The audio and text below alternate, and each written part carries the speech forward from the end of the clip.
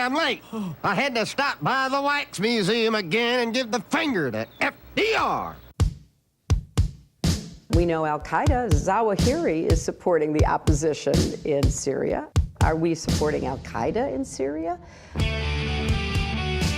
it's a proud day for America. And by God, we've kicked Vietnam syndrome once and for all. Thank you very, very much. I say it again, you've been had. You've been took. You've been hoodwinked. These witnesses are trying to simply deny things that just about everybody else accepts as fact. He came, he saw, he died. Well, we ain't killing their army, but we killing them. We be on CNN like, say our name, bitch, say it 3 times. The meeting of the largest armies in the history of the world. Then there's going to be an invasion. Okay, you guys, introducing Nasser Arrabyee, reporter out of Sana'a, Yemen. You can follow him on Twitter at N-Arrabyee. That's A-R-R-A-B-Y-E-E. N-Arrabyee on Twitter, and keep up with him and all the breaking news out of Yemen every day. How are you doing, Nasser? Good to talk to you again. Thank you very much. Thank you very much. Very happy to have you back on the show. So, I guess, should we start with the latest out of the Hodeidah port and the situation there? Yes, we will start. Before Hodeidah, I'll tell you that now it's the preparations here in Sana'a are in full swing for celebrating the 4th anniversary of this aggression. That is the 4th anniversary of the resilience of Yemen and the steadfastness of the Yemenis against this aggression.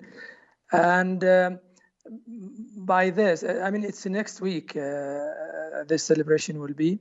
And on this occasion, Houthi declared clearly that they would strike Riyadh and Abu Dhabi with more powerful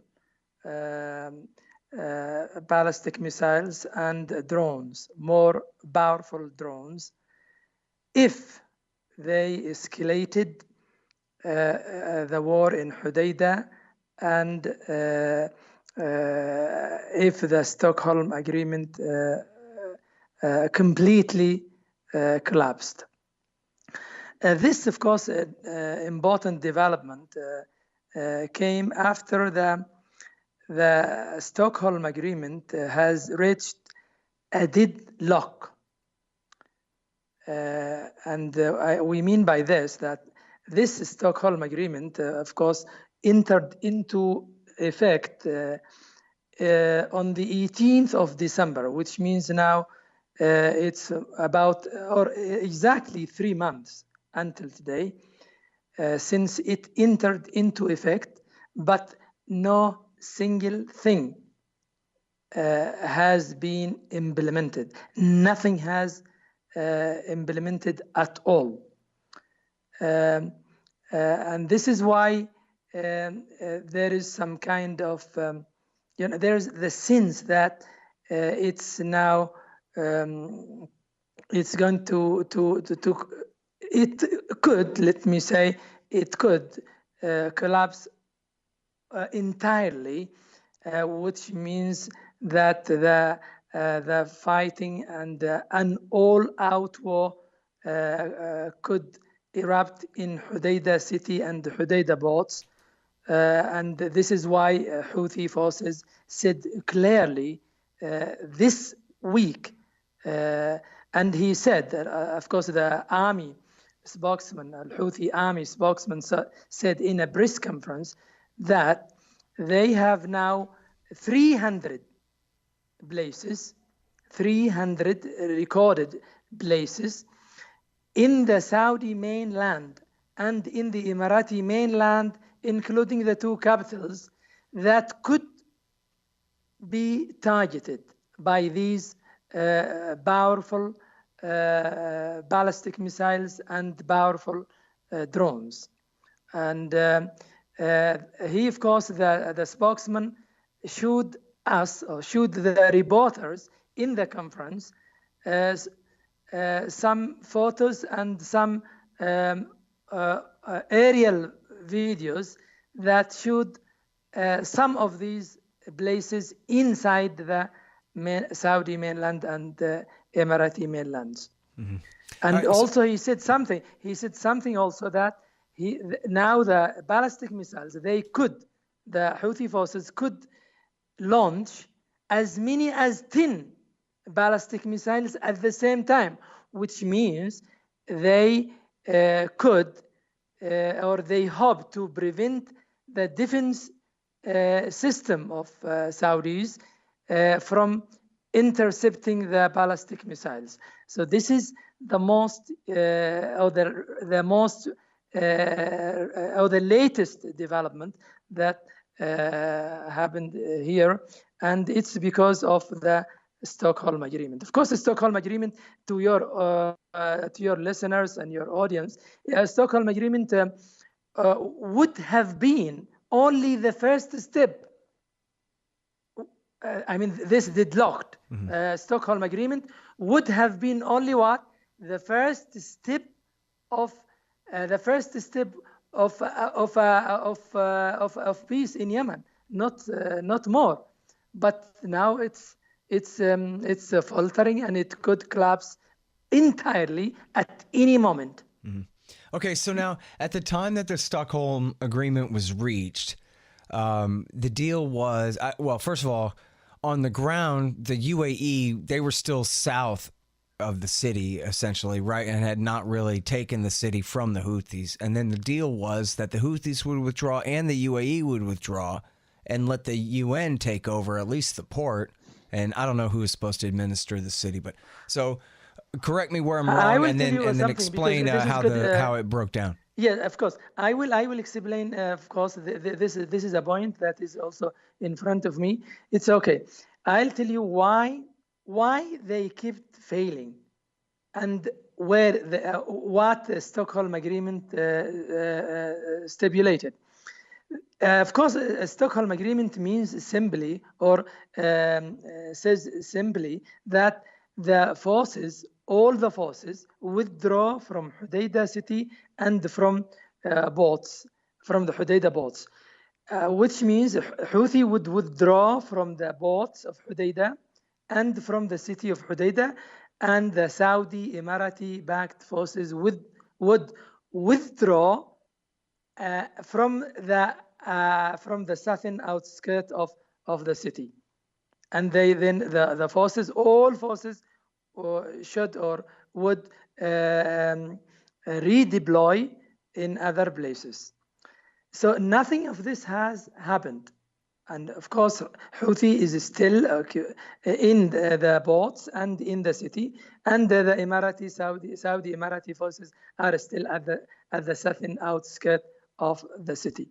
So why they kept failing? Why they didn't do anything? Of course, the main reason why was who would run the city and the boats after the withdrawal of the forces, all the forces. This is the thing that they could not, because there is no confidence with each side worrying that the other would exploit the withdrawal. So this means what? There is no confidence at all between the two sides, and this is why they are in this deadlock. Oh man! All right, so and then there's still fighting going on, or there's essentially a ceasefire on the front. Well, there? This is important. No, it's a fragile ceasefire. The ceasefire is still, until today, 3 months now. 3 months since it entered into effect, it's still holding, but very fragile, and it is faltering, and it could collapse anytime, with, of course, a lot of clashes and skirmishes from time to time. So in other words, this deal was reached, and it succeeded in getting a ceasefire there at the most important port there, the Hodeidah port, which is huge. But you're saying that the terms of the deal essentially were untenable because they didn't have anyone to come in and fill the vacuum of Houthi power in the city. Maybe the UN could run the port, but not the city. Who's going to run the city? If the Houthis withdraw, they think the UAE is going to roll right in there, so they're not willing to do that. There's no third force, and so we need a new deal right now, or else this thing's going to fall apart and the fighting's going to begin again. Exactly. It is, it is something like this, because it's the confidence is zero, and of course the force that can run the city or the authority must be joined, must be formed from both sides. But it's not easy to form this kind of forces and authority. Hey, what's it like at the Sana'a airport? How much traffic comes in and out of there? It's just international. It's just a UN, not more. It's still closed, and this is so is commercial one of the traffic cannot come in at all. Only aid. At all. Just UN flights. And is that the same at Hodeidah, where there's no actual market transactions, only aid groups and UN and so forth? And in Sana'a now, it's. Well, I'm sorry, I was switching back to Hodeidah there at the port. Is there any just regular trade going on, or it's only aid? Yes, it's there is some kind of commercial, of course, not only aid, but it's not smooth. It's blocked from time to time because it's under the control of Saudi. Right. So it is not smooth. And but we've it is read not only, in the past about only, they created this inspection process that's so long that it makes sure to rot all the food before it can ever be unloaded and this kind of thing. Yes, of course, yes. Yeah. All right, and now I'm sorry. So you were going to elaborate there about the Sana'a airport there. Yes, Sana'a airport is still closed. And it was one of the main points that made this also a problem, because it was a big demand by everyone, even by the people who are with the Saudi forces, and they wanted it to be open because there are thousands of people outside Yemen who want to come back, and thousands of people here who want to go for medical checks or very important things, but they could not. So it's a humanitarian thing. But the Saudi forces or the Saudi authorities did not want to open it because they want to tighten the blockade. You see.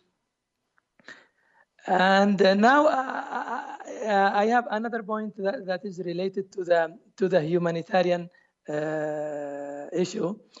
Of course, if we want to tell your audience and your listeners about this, it's when we say humanitarian crisis, the worst humanitarian crisis in the world, we mean that it's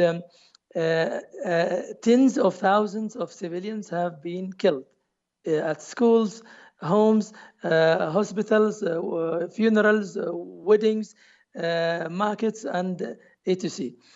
And when, of course, we talk also about 3 million who are homeless now. And we talk about 24 million Yemenis who are in need for the aid, for the relief, because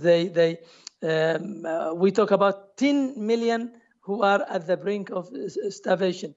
This starvation is also made or Saudi-made starvation. There is no drought here in Yemen at all, but there is man-made starvation.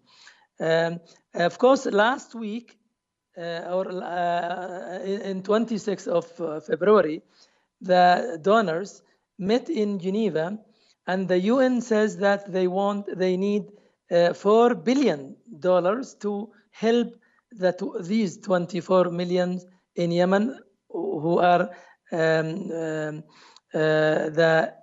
who form 80% of the population. So they said we need, the UN said we need $4 billion to help these people for 1 year, 2019. And the donors pledged to only pay 2.6 of that amount. And the point that I want to tell you about this is that those who pledged to pay this money are involved in the aggression in a way or another, directly or indirectly. And the big donors are those who are attacking Yemen directly. That's Saudi Arabia and the United Arab Emirates.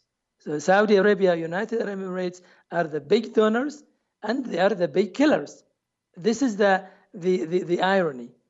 They are the big killers and the big donors. Well, and they make a big hay out of that in public relations here in the United States. Where yes, it is. When they talk about the war, you would think that Iran has invaded Yemen and the Saudis are rushing humanitarian aid to try to protect them.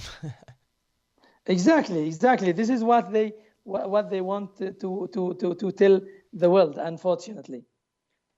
Yeah, it's crazy, pretty crazy. They have to lie because they can't justify what they're doing. Another with the point. truth. I will keep saying my points, and then you can ask also when I talk my points. I have also 3 left.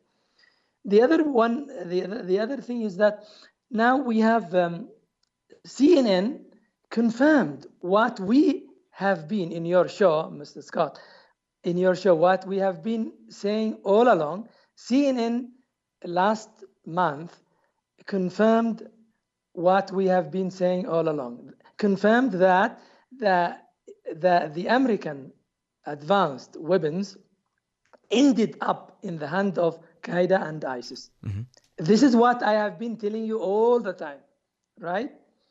They called me from Al Jazeera English at the time to comment on this, and I told them, this is not new to us. This is not surprise to Yemenis at all, because it's not a matter of, it's not only that the American weapons ended up in the hands of Qaeda, ISIS, but they received them. I mean, this weapons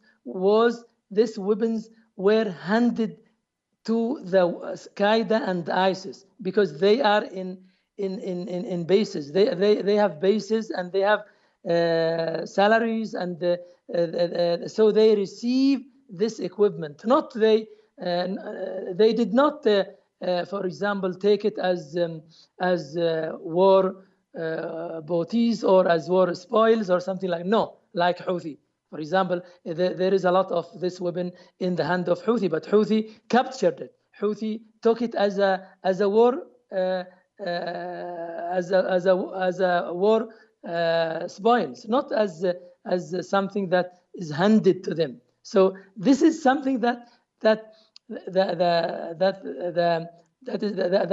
Saudi media kept misleading the world, and of course this issue was discussed even in the Congress, because it was a big thing to know that the American weapons ended up in the hands of Qaeda and ISIS. And the other point I wanted to tell you is the position of the White House and the Congress. I mean, the position towards Yemen.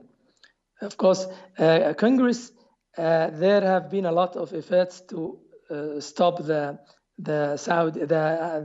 American involvement in this, and of course you might have heard of these things, of these efforts.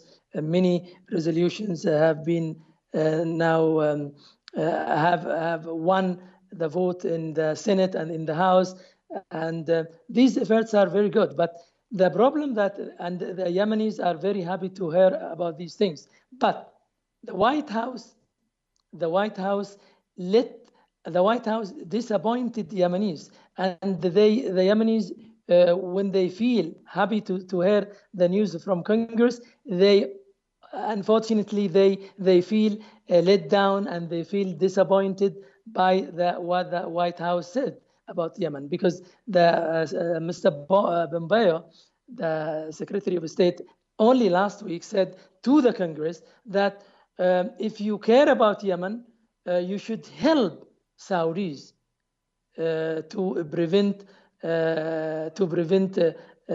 Yemen from turning into a puppet in the hand of Iran. This is what he's saying. He was just parroting the Saudi propaganda, Mr. Pompeo, and this is what made the Yemenis feel let down and disappointed of what could the American people and what could the Congress do, because of course the Congress has been doing a lot of things, a lot of good things, but Pompeo came and spoiled all these things and all the hopes. Sorry, hold on just 1 second. Hey, you guys, check out Kesslin Runs. It's a great new dystopian novel about the very near future by our friend Charles Featherstone. I think you'll really like it. Check it out. It's on Amazon.com right now. Kesslin Runs. All right, so a lot to go back over there. First of all, I just want to mention on the question of the CNN report about all of the U.S. arms that the Saudis gave to the al-Qaeda guys there, that there's also an Amnesty International report that's come out recently all about that as well. And as you said, this isn't just like ISIS seizing bases in Western Iraq and running off with stuff. This is stuff that was handed right to them by America's allies, the Saudis, in this war. And that reminds me of something, you know, of course, and I'm sorry, I should have mentioned this at the introduction here, that it's now 4 years into this war. It started in 2015. And I'm not sure if you and I have discussed this particular fact or not, but I recently found a Wall Street Journal article from January of 2015 that said that, well, now that the Houthis are pretty much ensconcing themselves in power in Sana'a, that's fine with us. And over at Central Command, we're working with the Houthis and we're passing them information, and they are very helpfully killing al-Qaeda targets for us. And we're not too worried about this Iran stuff. We think that's kind of overblown, and we can work with these Houthi guys. And that was their position in the war on terrorism, in the fight against AQAP, the guys who had bombed the USS Cole and who had attempted to do the underpants bomb over Detroit on Christmas Day 2009 and a couple other attacks against the United States. And then Obama turned right around just 2 months later, and he took al-Qaeda's side against the Houthis, because that's what this crown prince, then the deputy crown prince and defense minister, wanted to do. And Obama went along with it for no good reason whatsoever to start this war that they all knew. And this is even, you know, what the Obama people told the New York Times, was that they knew they couldn't win the war. They knew that they were starting a thing that they couldn't finish. They said the end of the war, it would be long, bloody, and indeterminate. Indeterminate, meaning they had no end game. They had no plan. They couldn't envision that the Saudi forces are going to march into Sana'a and put Mansour Hadi back on the throne. They didn't think that was going to happen, but they launched the war under those pretenses anyway. And it's been 4 years of slaughter now, and no one has an end game. I mean, tell me this. I'll put this in the form of a question for you, Nasser.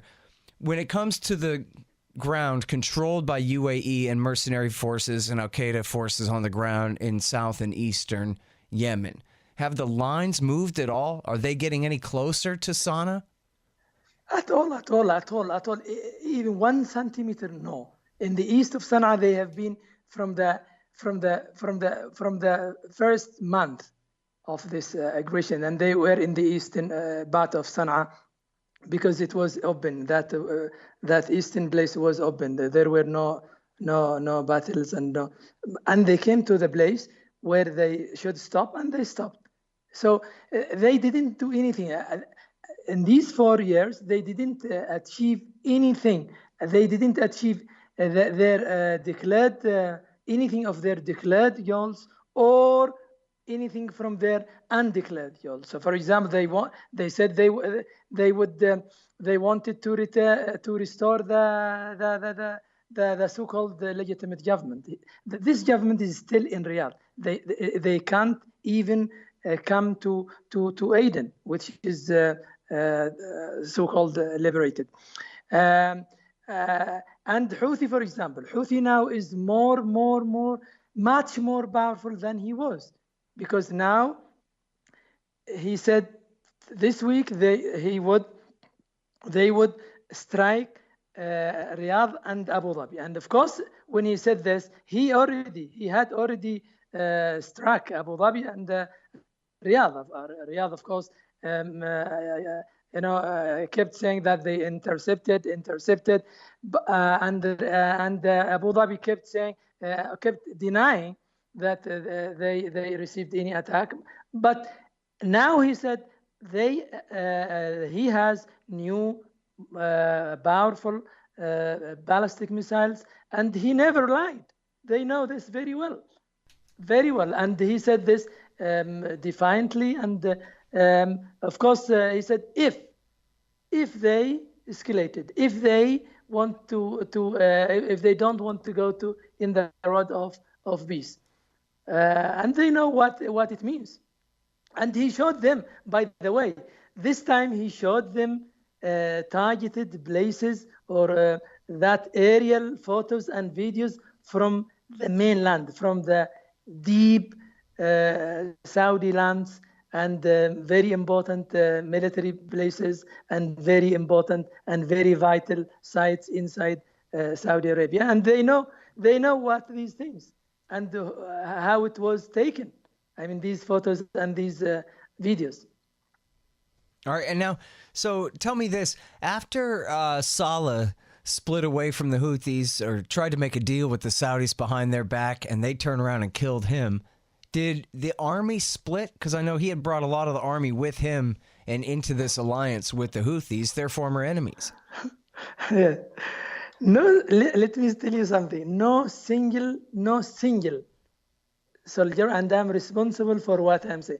No single soldier defected. No single soldier went with the Saudi Emirati forces, except those people who were at their houses, and then they found themselves without salaries, and they went, of course, to make some money, and you can you can excuse them, but no one from the battles, no one from the positions, no one from the battlefield who left and went to the other side, to the Saudi Arabia. No one.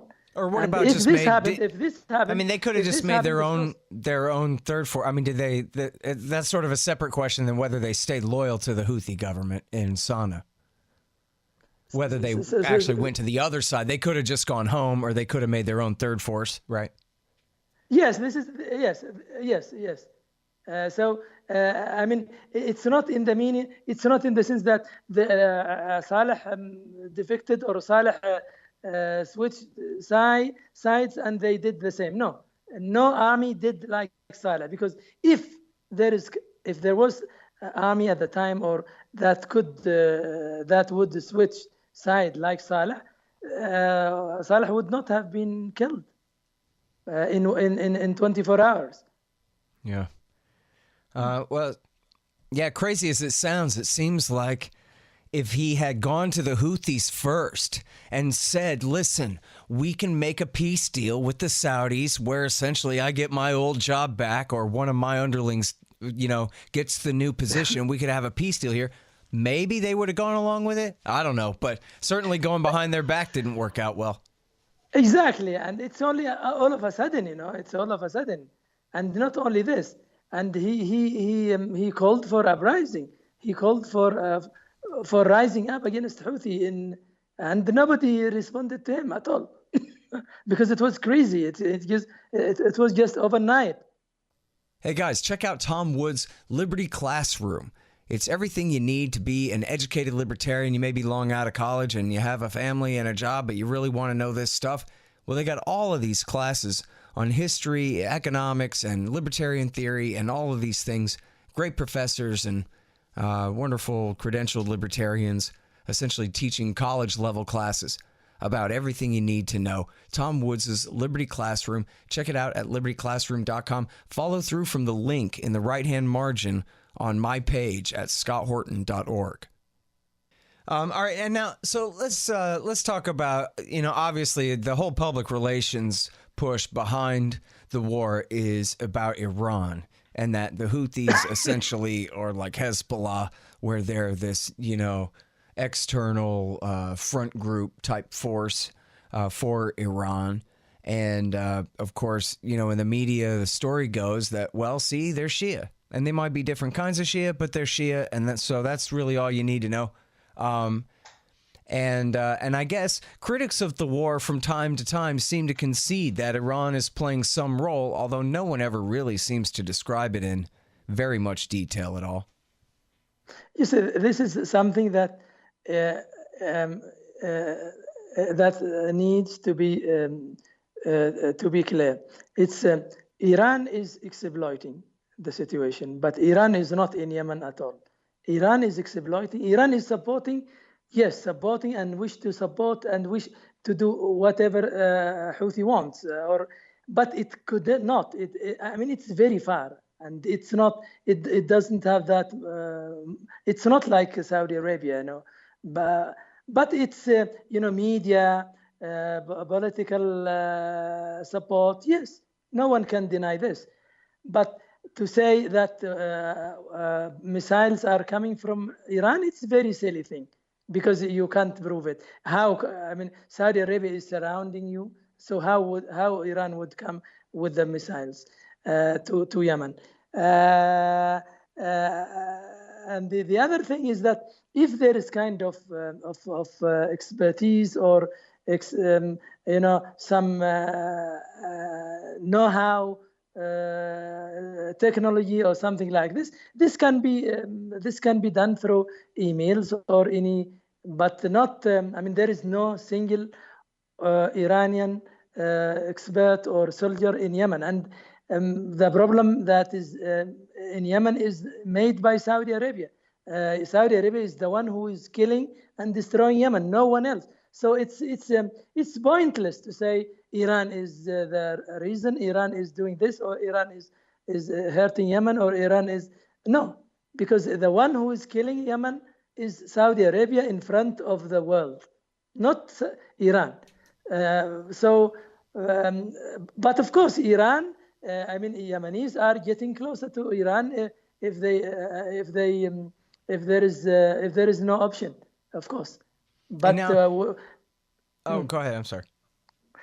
It's if there is no option, if you can't find anyone, you can go to Iran, but now it's even difficult to go to Iran and to help you. It's just as I told you, it's just media and political, but not concrete things at all, because it can't. Iran can't help with concrete things to Houthi here.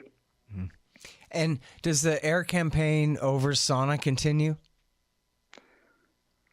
They never stop at all. But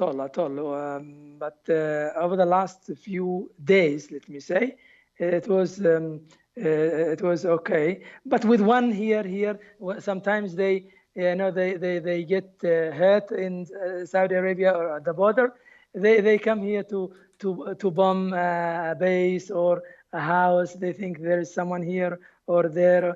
For example, last week they came not to Sana'a, they came to Hajjah, and they killed 52 women and children from 3 families. And they before that strike, they aired in the Saudi TVs that this is the Houthi fighters and we killed them.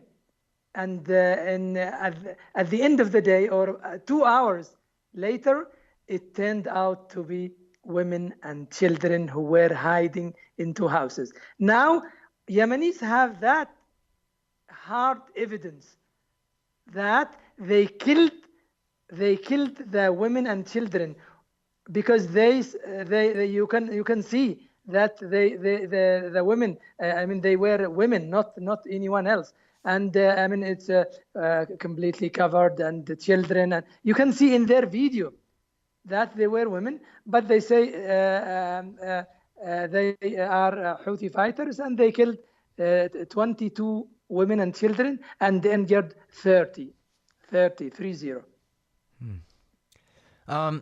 And now, so back to the international diplomacy and this and that. It seems like if anything's going to end the war, it would simply be a lack of political will in Washington, D.C. to continue it. And as you mentioned, the House and the Senate have passed resolutions, historic resolutions under the War Powers Act.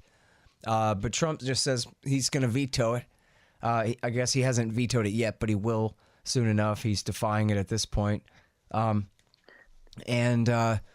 And so I guess we were talking before about the Stockholm Agreement was over, who's to administer the Hodeidah port and try to keep a minor ceasefire there. But is there any other real effort by the United Nations or other groups, by any other? I mean, obviously it's not the U.S. What about the U.K. or anyone else? Does it look like they're close to deciding to push for a real compromise and an end to the war here, since no side's going to win? It's not like the Houthis are going to invade and sack Riyadh and declare victory that way. All they can do is hold off this assault, which they've been able to do. And then, of course, as long as the superpower is backing the American empire, that is backing Saudi Arabia and Qatar, they can keep this up indefinitely. So someone has to call this off in some office building somewhere with a handshake. What's the effort to make sure that happens? I think it's the efforts are being made, still being made, of course, but the counter effects, if I can say, the effects from Saudi and Emirati are even more, and this is why Mr. Pompeo, Secretary Pompeo, and the Secretary Hunt, that is the British Foreign Minister, seemed last week to be completely biased with Saudi and Emirati, and this is why the Pompeo said the same way as I told you. If you care about Yemen, you should support Saudi Arabia. This is what he told the Congress, and the British Foreign Minister Jeremy Hunt also said something like this. He said that this is the last chance in the room, or the last chance for peace. And he said something like, he said many statements here when he came to Aden. He came to Aden to salvage, as he said. But at the end, it turned out that he came only to help Saudis and Emiratis to continue their way. I think now they want to try the all-out war in Hodeidah. This is what I feel as an observer from the very beginning. If they want to try it, let them try it, and it will be. It will be good for them to stop, either to stop or to believe, either to stop believing Saudis and Emiratis, or to believe them, because it's not.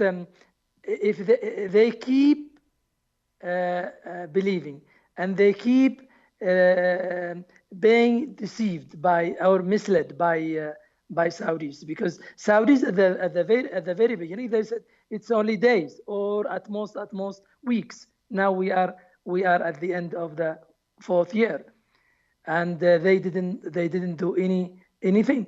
So if there is sincere, if there is a will to end this war, it would come only from Washington. This is what would stop Saudis and Emiratis from bullying and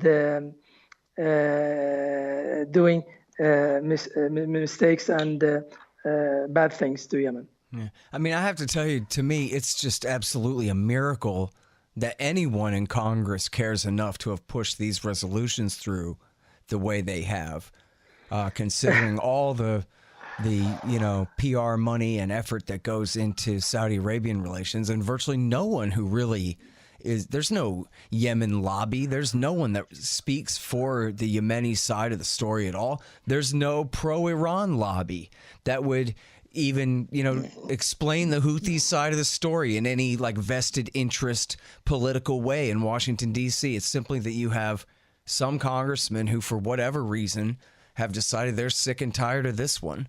And it's unfortunate they don't have enough to override Trump's veto or any kind of this thing. Do you know what? Do you know what we want most? What we want from the Congress? We want from the Congress to keep talking.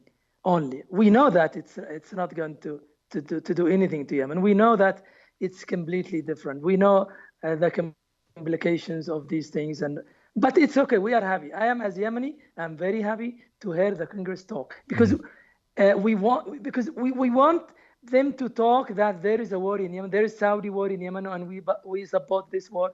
And there is massacres. There is carnage. There is a lot of problems, and we want them to name and shame the Saudi crown prince or clown prince as a killer. So it's okay. Otherwise, we know that it's difficult, and there are a lot of other calculations, and there is no Yemeni lobby, as you said, and there is no money there. Yes, but they talk now, and we are happy that they are talking about Yemen and the problem. It's okay, right. like media, and it's okay. Of course. Well, and because the simple truth yes, is that this is horrible and wrong and can't possibly succeed even on its own terms. And so that's it. It must be called off. It's the worst crisis in the world. And America, it's the most powerful country in the world picking on the weakest one. And for no reason that anyone could possibly hope to try to justify. The thing is as bogus as it could be. And with, world historical kind of suffering going on, like the southwestern portion of the Arabian Peninsula, like those people from there are ever going to forget that time that the North Americans came and slaughtered them for no reason at all. It's crazy that we would do this. Exactly. So sorry, some of us have hated it even back when you were just reporting on the war against Al Qaeda there. I was even against that. But boy, this thing is 10 times worse than that. But it's always, as I told you, it's always we need to talk because we need to talk. We need to inform the world. We need this is what Saudis try to deprive us, to deny us from, because they don't want the world to know what's happening in Yemen. And of course, when we saw the report in CNN last month, and when Chris Murphy said, "Oh, thank you for this good report," and the U.S. military force didn't know what's happening, this and this and this. It's very good. Of course, we were very happy, not because it's new to us, but it's because they know what we are saying, what we have been saying all the time. But it's okay then. I mean, this is what we expect. We don't expect more from the Congress, because we know it's the complications and the things, Mm-hmm.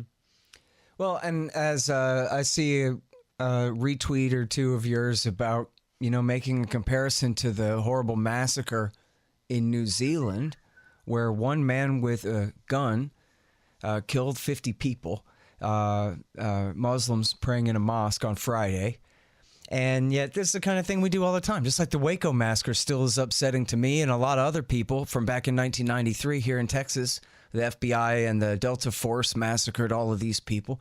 Well, what's Yemen other than a Waco massacre every day, or New Zealand massacre on a regular basis. Only it's, well, in the case of Waco, it's the same, but compared to New Zealand, this is a crime of state. It's the U.S. government doing it and not just a lone nut doing it.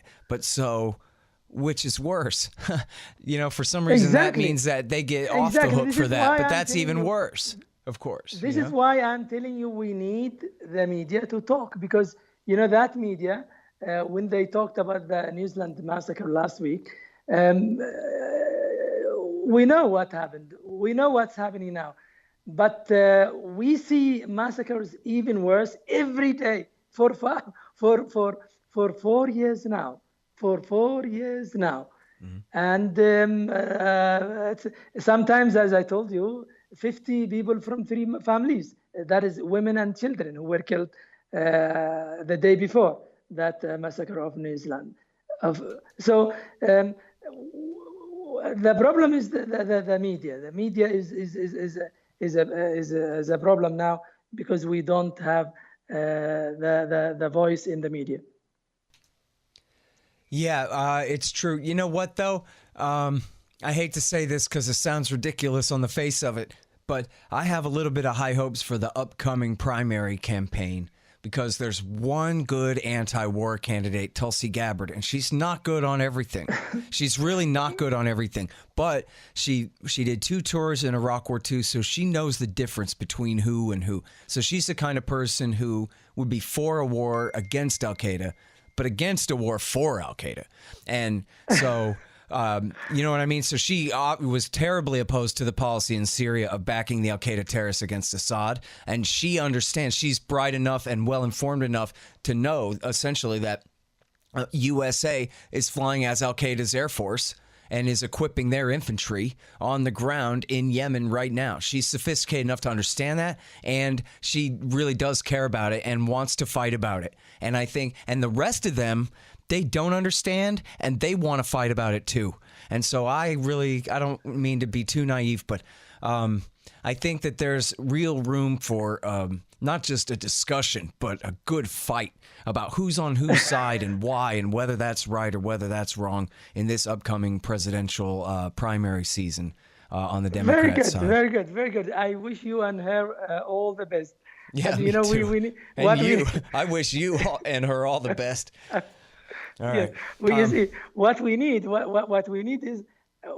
as humans everywhere. And of course, when we say, U.S. is leading the world. No one can deny this. So it's, if something good there, it will be good for everyone. But if it's bad for everyone. Now Trump is bad for everyone, unfortunately.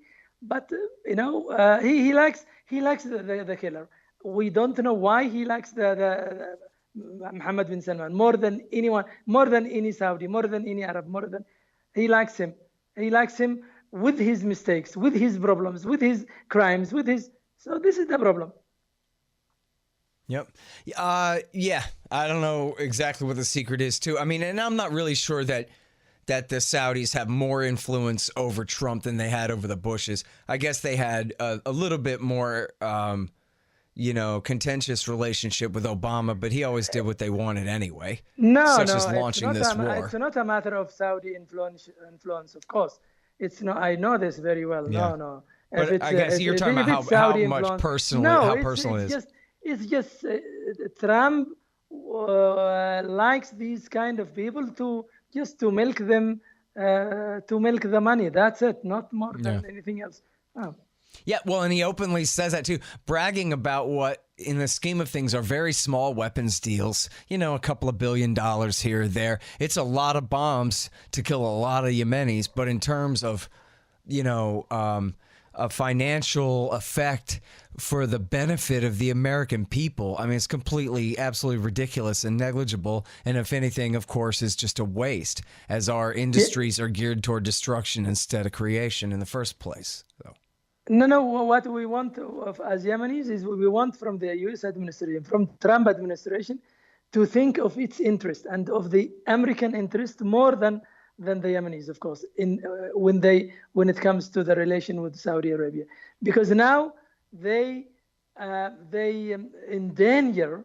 I mean, Trump endangers the American lives with his relations with Saudis, and with his support for the Saudi war in Yemen.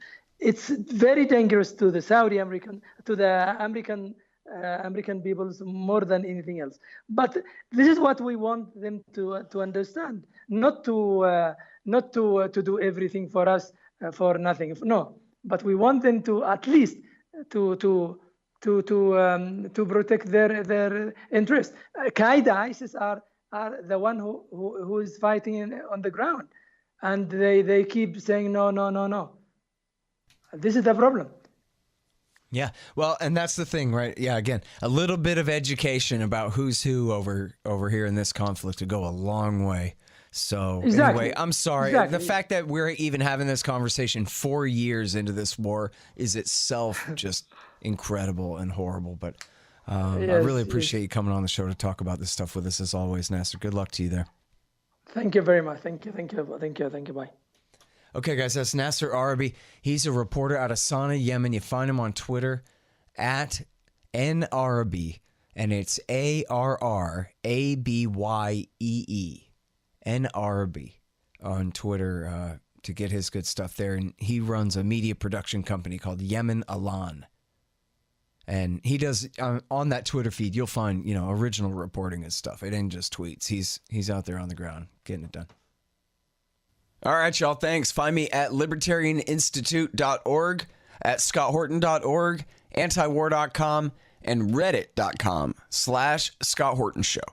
Oh, yeah, and read my book, Fool's Errand, Time to End the War in Afghanistan, at foolserrand.us.